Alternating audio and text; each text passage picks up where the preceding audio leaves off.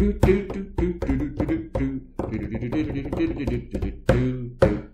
episode 512 and June 17th, 2019 at 6:16 p.m.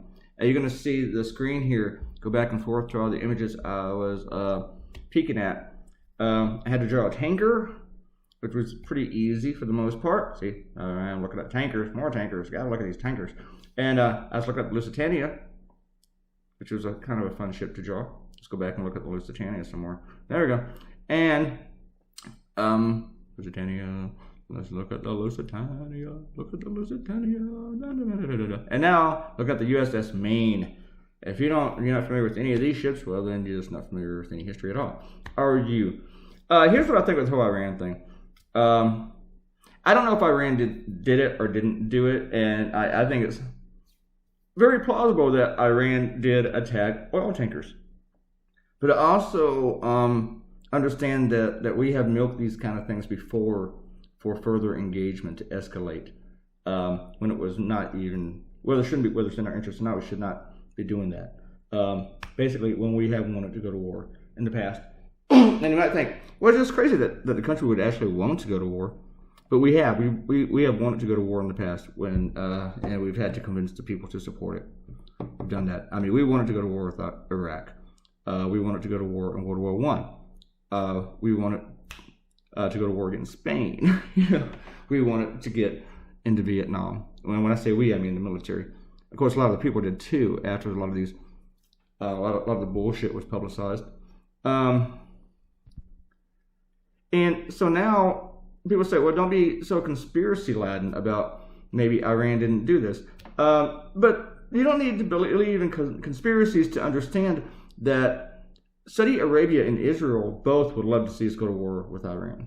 And they would both love to not go to war with Iran while we do it. You don't have to be a conspiracist to understand that Saudi Arabia is actually, other than giving Donald Trump sword dances and his face on giant jumbotrons to appease his ego, they are literally putting money into his pocket, his and Jared Kushner's. They are literally doing that with from the loans to the UAE also, and they would love to see it, to staying at his hotels when they don't even need to. They are enriching Donald Trump. This is why we have emoluments, but typically they're not supposed to be violated like this. This is why we like to see presidents' taxes. Let's go do some shout-outs because we only got a few minutes today.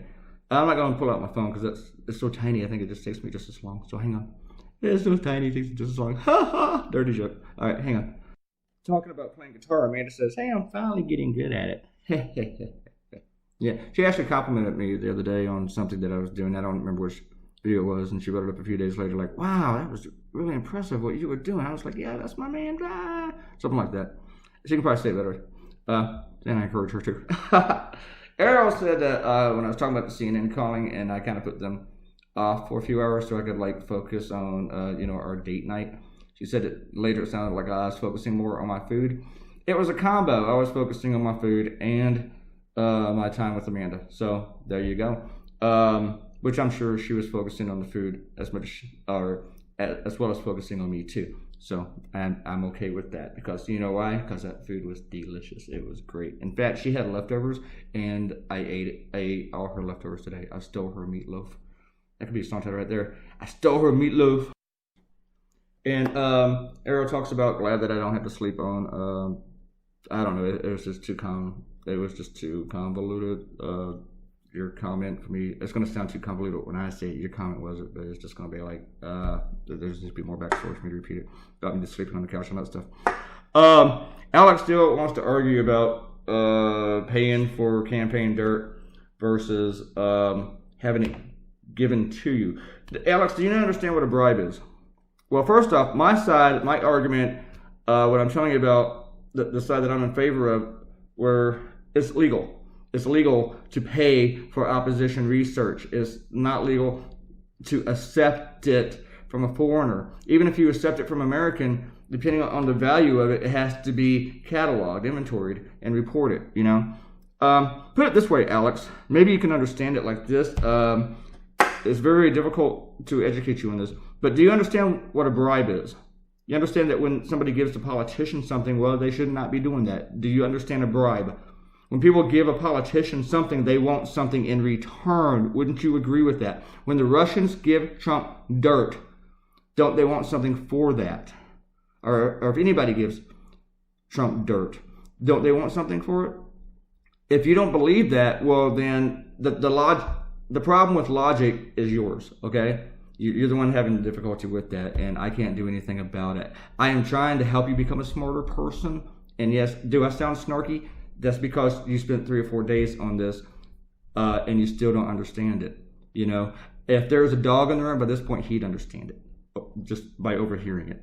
So, it's like somebody trying to explain to me how to work the remote control on the TV. After 4 days, I still don't get it. You know, the other day I asked Olivia, 3 years old, how to do the clicker on the TV. That's kind of like you understanding this.